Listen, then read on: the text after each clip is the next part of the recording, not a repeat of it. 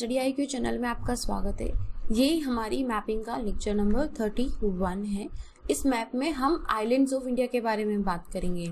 देखो, islands of India के बारे में वैसे तो हम थोड़ा बहुत बात कर ही चुके हैं कि हमारा अंडमान और निकोबार आइलैंड है और हमारा लक्षद्वीप का आइलैंड है, लेकिन इसमें हम more than just these names detail करेंगे। इंडिया में सिर्फ इतने ही आइलैंड नहीं हैं, और भी मेनलैंड पे भी हैं, रिवराइन आइलैंड्स हैं। जो कोस्टल स्टेट्स देखे थे हमने, जैसे हमारा उड़ीसा, महाराष्ट्र, कर्नाटका, केरला, गुजरात ऑल्सो, तो वहाँ पे जो शी शोर का एरिया है वहाँ पे काफ़ी सारे छोटे छोटे इम्पॉर्टेंट आइलैंड्स हैं। ये सारे आइलैंड्स एग्जाम की डिटेल से, एग्जाम के पॉइंट ऑफ व्यू से काफ़ी इंपॉर्टेंट हो जाते हैं। क्यों इंपॉर्टेंट हो जाते हैं? एक तो आपको सीधा फैक्चुअल क्वेश्चन पूछा जा सकता है इनसे। सीधा फैक्चुअल क्वेश्चन पूछ लिया आपसे कि आलिया बेट कोई जैसे आलिया बेट आइलैंड है वो कहाँ पे लोकेटेड है। आपसे क्वेश्चन पूछ लिया कि वेलिंगडन आइलैंड है, इसके बारे में बताओ, वेलिंगडन आइलैंड कहाँ पे लोकेटेड है, वेलिंगडन आइलैंड नेचुरल है या आर्टिफिशियल है, कौन से स्टेट में है। तो ये ज़्यादा टफ नहीं है। देखो, थोड़ी सी फैक्चुअल डिटेल तो इसमें होगी ही, क्योंकि आइलैंड्स हर दिन जनरेट नहीं होते हैं, so it's a factual detail. लेकिन वो है कि ये आप किसी भी कॉम्पिटिटिव एग्जाम में अगर जाते हैं तो आपको काफ़ी यूजफुल होगा। इसलिए अगेन आई से कि आप अपनी नोटबुक साथ में लेके बैठना, क्योंकि ऐसे हमें याद नहीं रहेगा और आप बार बार लेक्चर देखोगे भी नहीं। तो ज़रूरी है कि आप अपनी नोटबुक में लिख लो, ताकि जब भी आपको टाइम मिले हम रिवाइज करते रहेंगे। मैं हर लेक्चर में एम्फेसाइज करती हूँ कि हमें रिवीजन को मिस नहीं करना है। This is the key factor in cracking any exam. आप ये मतलब मोस्ट इम्पॉर्टेंट इंग्रेडिएंट जैसे आप पूछोगे ना, तो वो रिवीजन होता है। तो चलो हम स्टार्ट करते हैं। सबसे पहले हम आइलैंड ऑफ इंडिया से बात करें, उससे पहले हम एक बार ये देख लेते हैं कि आइलैंड्स कितने तरह के होते हैं। मोस्टली आइलैंड्स को 4 कैटेगरीज में बांटा जाता है। वो 4 कैटेगरीज कौन सी हैं? आइलैंड वैसे बोलते किसे हैं? आइलैंड कोई एक ऐसी जमीन का टुकड़ा होता है जो पानी के अंदर ऊपर की तरफ उभरा हुआ होता है। उभरा हुआ का मतलब है कि ये मेनलैंड से टच नहीं होता है। जैसे श्रीलंका है, श्रीलंका एक आइलैंडिक कंट्री है, ये इस मेनलैंड से टच नहीं है, दिस इज एन आइलैंडिक कंट्री। जैसे अंडमान और निकोबार है हमारा, ये हमारे इस मेनलैंड से टच नहीं है, समुद्र के बीच में बिल्कुल अकेला है, किसी दूसरी बड़े जमीन के टुकड़े से या कॉन्टिनेंट से कनेक्टेड नहीं है। जैसे जापान एक आइलैंड है, जैसे ताइवान एक आइलैंड है, जैसे मेडागास्कर एक आइलैंड है। ठीक है, तो ये हो गया आइलैंड। कंप्लीटली सराउंडेड मतलब चारों तरफ से जो पानी से सराउंडेड रहता है। याद रखना ये जरूरी है कि वो चारों तरफ से, ऑल 4 डायरेक्शन से पानी से सराउंडेड रहे। अगर वो 3 डायरेक्शन से पानी से सराउंडेड रहता है तो उसे पेनिनसुला बोल देते हैं। इसलिए चारों तरफ से होना जरूरी है कि चारों डायरेक्शन पानी से घिरी हुई हो। और आइलैंड जो है वो 3 तरह के हो सकते हैं। कॉन्टिनेंटल आइलैंड हो सकता है, ओशियनिक आइलैंड हो सकता है, या फिर ट्रॉपिकल आइलैंड हो सकता है। कॉन्टिनेंटल आइलैंड किसको बोलते हैं? नाम से ही पता चल रहा है कि जो किसी कॉन्टिनेंटल शेल्फ का पार्ट हो। कॉन्टिनेंट हम जानते हैं क्या होता है, हमारा Europe continent, Asia continent, north America continent. तो ये अगर किसी कॉन्टिनेंटल शेल्फ के, बिल्कुल ऐसे समझो कि ये जैसे कि ये एक शेल्फ, ये कॉन्टिनेंट है, इसमें नीचे जमीन से अगर कोई एरिया सबसाइड हो गया है पर यहाँ पे कोई एरिया ऊपर उठा हुआ है, तो इसको कॉन्टिनेंट बोलते हैं। क्योंकि ये नीचे से अगर हम सब सरफेस से देखें, सी फ्लोर की तरफ से देखें, तो ये एरिया अभी भी इस लैंड से, ये जो मेन लैंड कॉन्टिनेंट है, इससे कनेक्टेड है। इसे बोलते हैं कॉन्टिनेंटल आइलैंड। जैसे एक आपने अगर नाम सुना होगा वैंकूवर, वैंकूवर का जो आइलैंड है वो कॉन्टिनेंटल आइलैंड है। या फिर हमारा मेडागास्कर का आइलैंड, मेडागास्कर हमने अफ्रीका में पढ़ा था, जहाँ से ट्रॉपिक ऑफ कैप्रिकॉर्न भी क्रॉस होती थी और बीच में मोजाम्बिक चैनल था उसके और मोजाम्बिक के बीच में। Exactly that one, that Madagascar island is also a continental island.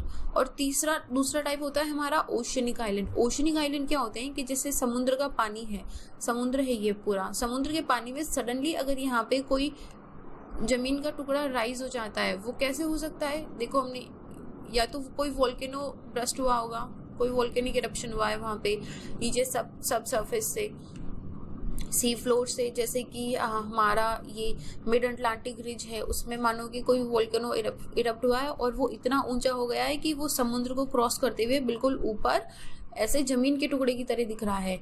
तो वो एक तो ये टाइप हो गया, और दूसरा टेक्टोनिक की वजह से हो गया। टेक्टोनिक की वजह से कैसे हो जाएगा कि दो प्लेट्स मूव कर रही हैं, तो एक प्लेट ने किसी जमीन का जो टुकड़ा है वो ऊपर ला दिया। जैसे कि हमारा पनामा के अंदर देखा था हमने, पनामा के अंदर हमने क्या देखा था कि दो प्लेट्स थी, नाज़का प्लेट और करेबियन प्लेट। वो दोनों प्लेट्स आपस में जब एक दूसरे के नीचे ऊपर स्लाइड कर रही थी, टकरा रही थी, तो जो सी सरफेस वाला एरिया है, वो सी फ्लोर जो है वो अपलिफ्ट हो गया था। तो दूसरा रीजन क्या हो गया हमारा, टेक्टोनिक रीजन। और तीसरा एक रीजन ये भी होता है कि कोरल्स बन जाते हैं। जो कोरल्स होते हैं, कोरल्स के बारे में हमने पढ़ा था। जो हम अगर हम किसी भी ओशन का मूवी देखते हैं, जैसे अगर आपने फाइंडिंग नीमो देखा होगा, तो उसमें आपको बहुत सारी कलरफुल चीजें दिखेगी, ऐसे पेड़ पौधे दिखेंगे, तो वो कोरल्स होते हैं। तो कोरल्स की वजह से भी होता है। तो कोरल्स क्या करते हैं कि देखो, मैं आपको बहुत ही शॉर्ट में बता रही हूँ। मानो कि ये अगर एक समुद्र का एरिया है, तो कोरल्स इसके अंदर एक अपना पूरा घर बना लेते हैं, अपनी पूरी सिटी बना लेते हैं। मैं आपको बहुत लेमन लैंग्वेज में समझा रही हूँ। तो उसके बाद क्या होता है कि जैसे समुद्र के अंदर कोई सेडिमेंट्स है, मिट्टी तो रहती है ही, सेडिमेंट हो गया, कोई बीज हो गए, कहीं पे सीड्स कुछ हो गए, तो वो सब और कुछ भी मतलब जिस तरीका मटेरियल होता है जिससे एक आइलैंड बन सकता है, वो सारा इनके बीच में यहाँ पे आके कलेक्ट होने लग जाता है। तो इनके कलेक्शन से क्या होता है कि बहुत सालों बाद जब चीज़ें धीरे धीरे कलेक्ट होती रहेंगी, तो ये एक जमीन के टुकड़े का सा रूप ले लेते हैं। तो इसको बोलते हैं कोरल आइलैंड्स बन जाते हैं ये यहाँ पे। जैसे हमारा लक्षद्वीप जो है वो कोरल आइलैंड है। जैसे हमारा मॉरिशियस मान लो, सेचेल्स मान लो, ये इनमें ये मोस्टली कोरल से बने हुए होते हैं। तो ये एक हो गया ट्रॉपिकल आइलैंड। अच्छा, ट्रॉपिकल आइलैंड क्या होता है? ट्रॉपिकल आइलैंड जो ट्रॉपिक्स में होता है, सिंपल है। और ये मतलब मोस्टली वेजिटेशन इस तरह का दिखता है। ये मोस्टली टूरिज्म के लिए होता है, यहाँ पे लोग घूमने के लिए जाते हैं, रिलैक्स करने के लिए जाते हैं। और ये इक्वेटर के पास होता है। देखो, ये हरी भरी जमीन होती है, अच्छा ठंडा ठंडा एरिया होता है, तो मोस्टली लोग यहाँ पे रिक्रिएशनल एक्टिविटीज के लिए जाते हैं। और ये वोल्केनिक रॉक से भी बना हो सकता है या फिर कोरल से भी बना हो सकता है, ये डिपेंड करता है।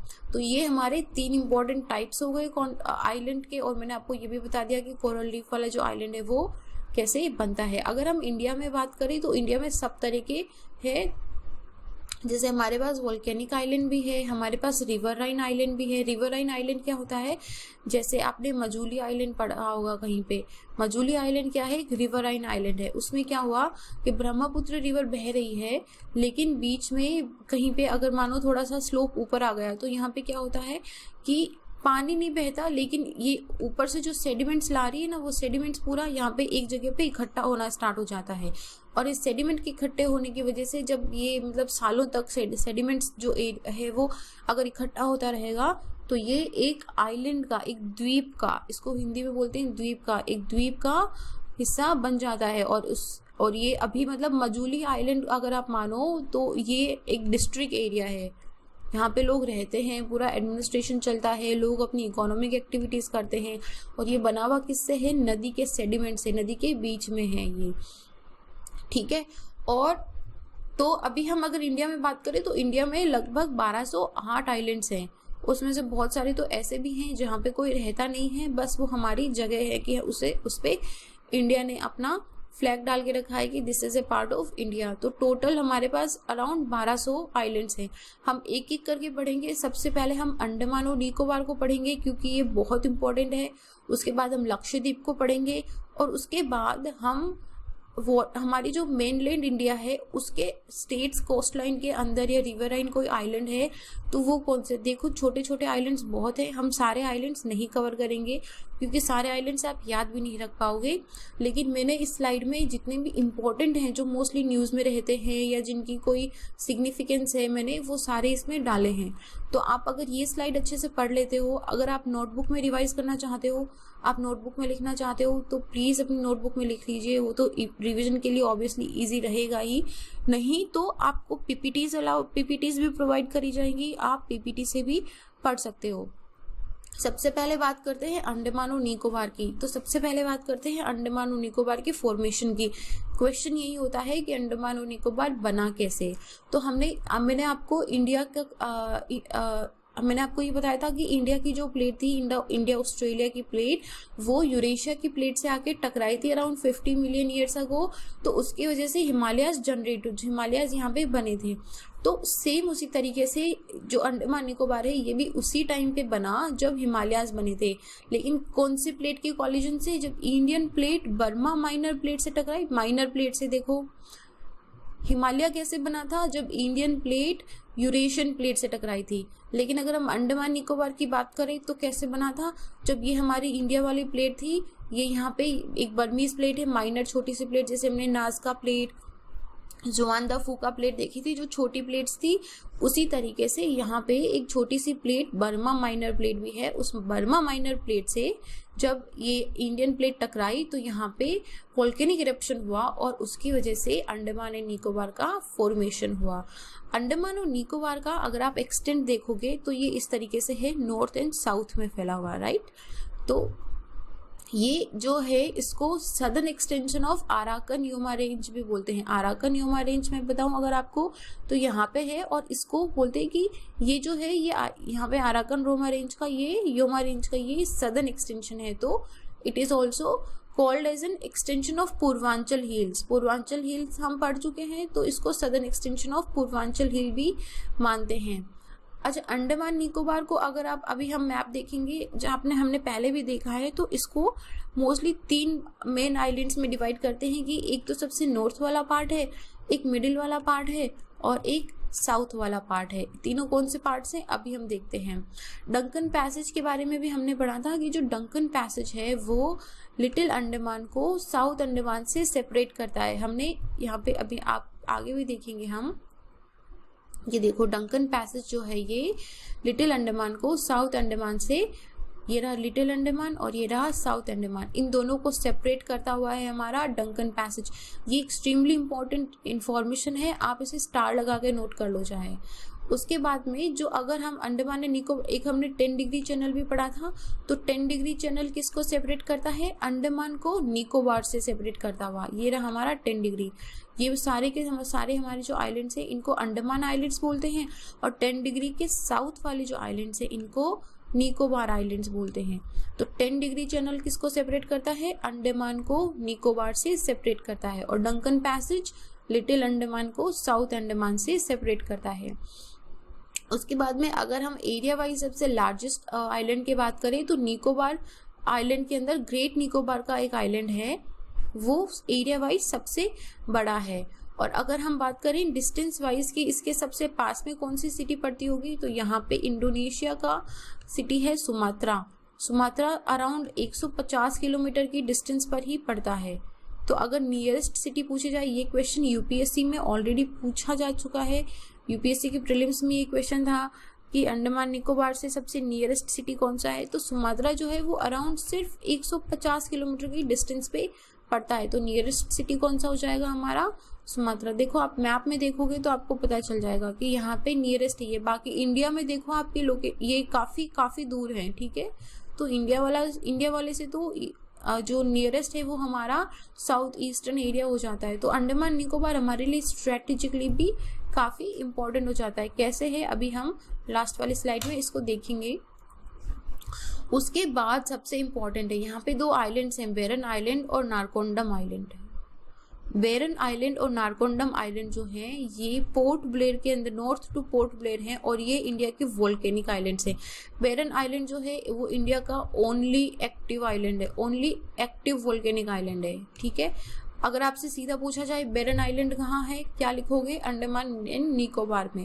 एंड नारकोंडम आइलैंड कहाँ है? अंडमान एंड निकोबार के अंदर। बेरन आइलैंड क्या है? इंडिया का ओनली एक्टिव वोल्केनिक आइलैंड, और नारकोंडम जो है ये एक्सटिंक्ट वोल्केनिक आइलैंड है, ठीक है। ये दोनों के दोनों इंडिया के वोल्केनिक आइलैंड्स का एग्जाम्पल है। अभी हम एक बार देख लेते हैं कि कौन कौन से आइलैंड्स हैं। अच्छा, यहाँ पे एक कोको चैनल है। कोको चैनल जो है ये म्यांमार का कोको आइलैंड है, यहाँ पे उसको सेपरेट करता है अंडमान से। ये वाला पोर्शन मैंने आपको बताया था अंडमान बोलते हैं इसको, और ये वाला पोर्शन जो है इसको निकोबार बोलते हैं। हमारा जो सदर्न मोस्ट पॉइंट है उसका नाम है इंदिरा पॉइंट। और हमने क्या पढ़ा था अभी? 10 डिग्री चैनल। 10 डिग्री चैनल किसको सेपरेट करता है? कार निकोबार आइलैंड और लिटिल अंडमान को। और वी कैन से अंडमान को और निकोबार को। ये लोकेशन देखो, ये रहा हमारा बेरन आइलैंड और ये रहा हमारा नारकोंडम आइलैंड, राइट। और हमने डंकन पैसेज देखा था, ये रहा हमारा डंकन पैसेज। इनकी लोकेशन देख लो आप, सबसे ऊपर है नारकोंडम, उसके नीचे है बेरन आइलैंड, फिर डंकन, फिर 10 degree channel, and then here we have our Sombrero channel also, and then we have the Indira point. और जो हमने सबसे बड़े एरिया वाइज आइलैंड की बात करी थी विच इज ग्रेट निकोबार, ठीक है। तो ये छोटी छोटी सी इन्फॉर्मेशन आपको ध्यान रखनी है। एग्जैक्टली आपसे ऐसे नहीं पूछा जाएगा कि कौन सी बिल्कुल कि आपको सारे, जैसे कि आपको अबेरदीन भी याद रखना है क्या, पहलगांव भी याद रखना है कि नहीं, ये सब इतने आपको याद नहीं रखने हैं। लेकिन एटलीस्ट ये 5 चीज़ें 6 चीज़ें, Narcondam island, Barren island, Duncan passage, port ब्लेयरवी, 10 degree channel and Sombrero channel और इंदिरा पॉइंट, ये एटलीस्ट आपको याद रखना है कि ये सब के सब अंडमान एंड निकोबार में है और इनका जो फैक्चुअल डिटेल है वो क्या है। डंकन पैसेज हमने देखा था, ये मैंने जो स्लाइड हमने स्ट्रेट्स के अंदर पढ़ी थी वही स्लाइड मैंने यहाँ पे लगाई है, क्योंकि ये इंडिया का एक इम्पॉर्टेंट पैसेज बन जाता है। आप देख चुके हैं कि हम ये साउथ अंडमान को लिटिल अंडमान से लिंक करता है डंकन पैसेज। अब हम बात करते हैं लक्षद्वीप आइलैंड की। लक्षद्वीप आइलैंड जो है, अच्छा ये मैं आपको बताना भूल गई, लेकिन शायद आपको पता होगा कि अंडमान जो निकोबार है ये बे ऑफ बंगाल के अंदर आते हैं। ये वाला ये एरिया जो है बे ऑफ बंगाल है, और लक्षद्वीप के पास वाला अंडमान और ये बे ऑफ बंगाल की खाड़ी में गिरते। अंडमान और निकोबार जो है ये बे ऑफ बंगाल वाला जो हमारा पार्ट है वाटर का, इसके अंदर है, और इसका जो ईस्टर्न पार्ट है इसमें अंडमान सी है। अंडमान सी जो है ये अंडमान के नाम पे दिया गया है, यहाँ पे है एक अंडमान सी, राइट। तो ये आपको ध्यान रखना है। वेट इज लक्षद्वीप जो है हमारा, ये अरेबियन सी का पार्ट है। Lakshadweep is a part of Arabian sea. और लक्षद्वीप जो है ये कोरल आइलैंड्स हैं, ये वोल्केनिक आइलैंड्स नहीं है। इनका जो फॉर्मेशन है वो कोरल्स के सेडिमेंट्स की वजह से हुआ है, जो मैंने आपको पहले एक्सप्लेन करा था। तो these are the coral islands. ये देखो, कोरल आइलैंड होने की वजह से इनमें कुछ अलग ही कैरेक्टरिस्टिक हैं। जब वोल्केनो इरप्ट होता है तो वो क्या करता है, माउंटेन्स बिल्ड करेगा, और हो सकता है कि वहाँ पे पानी की नदियाँ भी हो, छोटे मोटे पहाड़ हो। तो वो एक कैरेक्टरिस्टिक होती है कि एक वोल्केनो, एक पूरा जमीन का टुकड़ा नीचे से निकला है। वेयर इज अगर कोरल आइलैंड है तो वहाँ पे फिजिकल फीचर्स नहीं होंगे। क्यों नहीं होंगे, ये चीज़ मुझे आपको एक्सप्लेन करना होगा क्या? क्योंकि वो सिर्फ जो मिट्टी के सेडिमेंट्स हैं वो एक जगह इकट्ठे होके बस वो समुद्र के पानी से थोड़ा ऊपर उन्होंने जमीन का टुकड़ा सा बना लिया है। तो वहाँ पे कोई पहाड़ नहीं है, कोई पठार नहीं है। और जब कोई ऊपर की तरफ कोई ऊपर लोकेशन ही नहीं है, जैसे नदियाँ क्या होती है, मोस्टली माउंटेन से निकलती है, तो नदी भी नहीं निकलती है वहाँ पे। और वहाँ का जो एरिया है बिल्कुल फ्लैट एरिया है, आप ऐसे समझो कि बिल्कुल रेगिस्तान के एरिया में हरियाली सी छा गई है टाइप। ओएसिस जैसे एरियाज होते हैं वैसे होते हैं। तो इसमें कोई फिजिकल फीचर्स नहीं होते हैं, there are no physical features, there are no rivers. और ये क्या होते हैं कि मतलब क्योंकि ये इनकी जो हाइट होती है मीन सी लेवल से वो भी ज़्यादा नहीं होती है, बहुत ही कम, लाइक कुछ मीटर्स में या किलोमीटर्स के अंदर, किलोमीटर तो मैंने ज़्यादा बोल दिया, कुछ मीटर्स के अंदर इनकी हाइट होती है। तो इसकी वजह से अगर सी लेवल राइज होता है, जैसे अगर ग्लोबल वार्मिंग की वजह से हम बोलते रहते हैं कि हमारा जो सी लेवल है वो राइज हो रहा है, तो अगर सी लेवल थोड़ा सा भी राइज हो गया, मानो कि आप अगर 10 मीटर भी राइज हो गया, तो ये आइलैंड्स बहुत सारे डूब जाएंगे। आपने ऐसा सुना भी होगा कि जो स्मॉल आइलैंड्स हैं, जो आइलैंडिक कंट्रीज हैं, उनको सी लेवल राइज से सबसे ज़्यादा खतरा है। इसीलिए खतरा है क्योंकि ये उतने ऊंचे नहीं होते हैं, मतलब समुद्र से जस्ट ऊपर है, जैसे कि हमने फोटो में भी देखा था। ये देखो, अगर थोड़ा सा मीन सी लेवल राइज हुआ, यहाँ पे थोड़ा सा मीन सी लेवल राइज हुआ, तो ये पूरा का पूरा आइलैंड जो है ये पानी में डूब जाएगा। तो ये एक डेंजर रहता है इन आइलैंड्स को। तो हमने क्या देखा कि जो कोरल आइलैंड्स होते हैं उसमें फिजिकल फीचर्स नहीं होते हैं, रिवर्स नहीं होती हैं, और एग्रीकल्चर के लिए भी जो है वो ज़मीन इतनी उपजाऊ नहीं होती है। तो वहाँ पे मोस्टली कोकोनट का होता है, या फिर वो टूरिज्म के लिए बहुत ही इम्पोर्टेंट होते हैं। और सी और मीन सी लेवल अगर राइज होता है तो उनको सबसे ज़्यादा डेंजर है कि वो पूरे के पूरे पानी में डूब जाएंगे। तो हमारा जो लक्षद्वीप है ये एक कोरल आइलैंड है और ये हमारा रीयूनियन हॉटस्पॉट है, उसका पार्ट है। These islands are part of the Reunion hotspot volcanism. Hotspot मैंने आपको समझाया था जब हमने हवाईयन पढ़ा था, हवाईयन हॉटस्पॉट पढ़ा था, हमने पढ़ा था हवाईयन आइलैंड है पैसिफिक के अंदर और वो हॉटस्पॉट से बना हुआ है और कैसे वो नॉर्थ वेस्टर्न डायरेक्शन में मूव कर रहा है। So these are part of the Reunion hotspot volcanism. तो इसमें 3 मेन आइलैंड हैं, अमीनी द्वीप आइलैंड, लाक्षद्वीप आइलैंड और मिनिकॉय आइलैंड। ये 3 आइलैंड आप ध्यान रख लो कि कौन से एरिया में फॉल होते हैं और किसके पार्ट हैं। ये तीनों के तीनों अरेबियन सी के अंदर हैं, यही क्वेश्चन बन सकता है मोस्टली। और ये जो है ये लक्षद्वीप आइलैंड के पार्ट हैं। लक्षद्वीप में छोटे मोटे अराउंड 25 आइलैंड्स हैं और सारे आइलैंड्स पे ह्यूमन पॉपुलेशन नहीं है, कुछ पे ह्यूमन पॉपुलेशन है और कुछ पे बिल्कुल खाली है। वो जैसे टूरिज्म में कभी कोई चला गया, किन्हीं को कोई पूरा आइलैंड लेना है, तो इस तरीके से टूरिज्म के पर्पज से या फिर पूरे खाली पड़े हैं। और ये बहुत ही वाइडली स्कैटर्ड है। जैसे अंडमान एंड निकोबार का हमने देखा था, काफ़ी कंस्ट्रक्टेड था, बिल्कुल एकदम ऐसे देखो ये इतना दूर दूर लोकेटेड नहीं है। लेकिन अगर हम लक्षद्वीप को देखेंगे तो ये छोटे छोटे से आइलैंड्स हैं और एक दूसरे से काफ़ी दूर दूर लोकेटेड हैं। तो और अगर हम बात करें तो जो सबसे सदर्न आइलैंड है वो है मिनिकॉय आइलैंड और जो सबसे नदर्न आइलैंड है वो है अमीनी द्वीप। तो ये इस तरीके से लोकेटेड है। अमीनी द्वीप आइलैंड है सबसे ऊपर, फिर है लाक्षद्वीप के आइलैंड्स और उसके बाद में है मिनिकॉय का आइलैंड। मिनिकॉय का आइलैंड अभी मैं दिखाऊंगी आपको, बिल्कुल सबसे सदर्न में लोकेटेड है और 9 डिग्री चैनल का जो लाइन है वो मिनिकॉय आइलैंड को बाकी के लक्षद्वीप आइलैंड से सेपरेट करता है, 9 डिग्री चैनल का लाइन। तो ये है हमारे लक्षद्वीप के आइलैंड्स जो कौन से सी के अंदर हैं, ये है हमारा अरेबियन सी। अरेबियन सी के अंदर ये लोकेटेड हैं।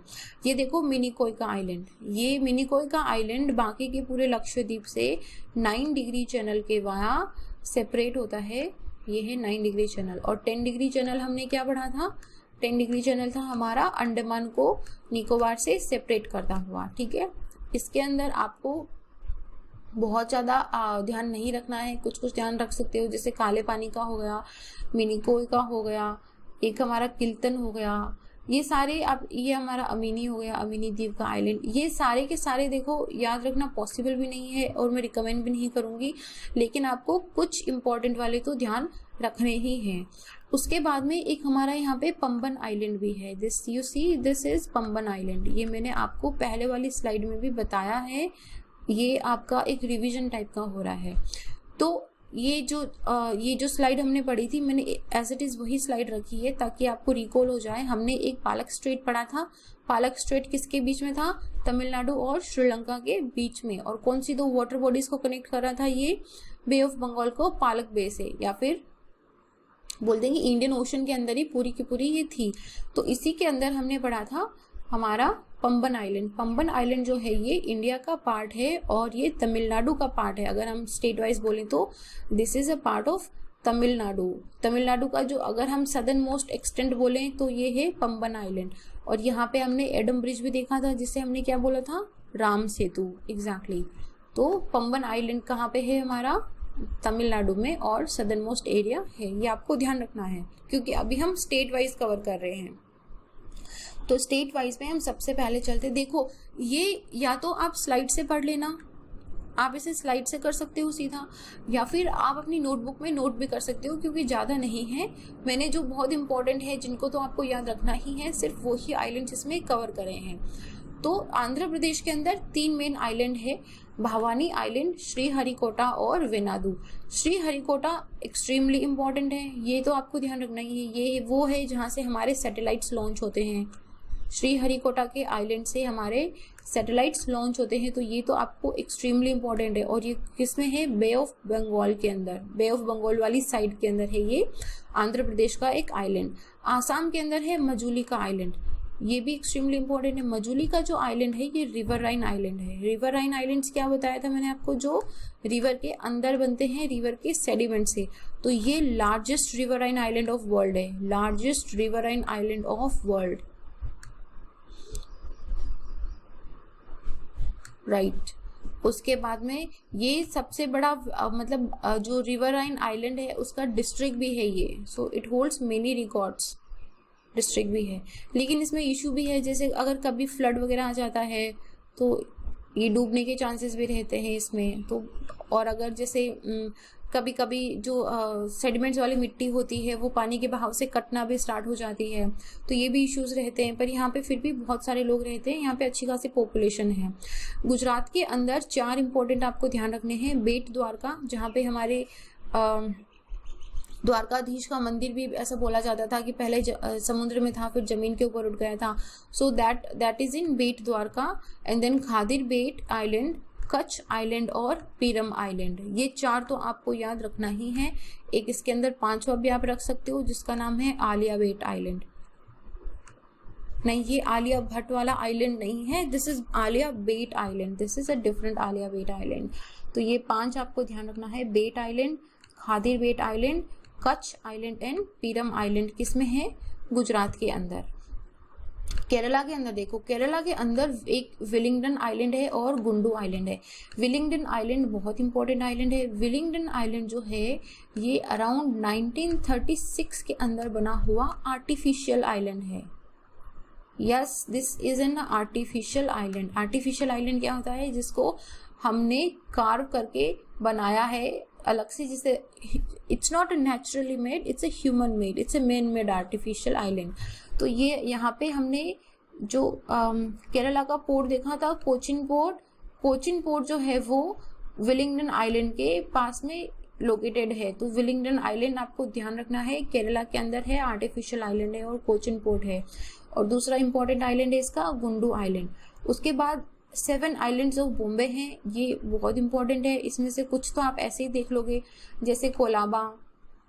अगर आप मुंबई में या आपने अगर मुंबई अच्छे से विजिट करा है, टूरिज्म में आप गए हो वहाँ पे, तो आप ये वैसे ही पहचान लोगे। अगर नहीं तो आपको याद रखने हैं, एक तो island of Bombay, Colaba island, old women's island, Mahim, Mazagaon island, Parle island और वर्ली आइलैंड। ये 7 आइलैंड्स आपको ध्यान रखने हैं, जो किसके पार्ट है? महाराष्ट्र का। और इसको क्या बोलते हैं? 7 आइलैंड ऑफ बॉम्बे, क्योंकि ये महाराष्ट्र की तरफ है। तो ये आइलैंड्स कौन से वाटर बॉडी में होंगे?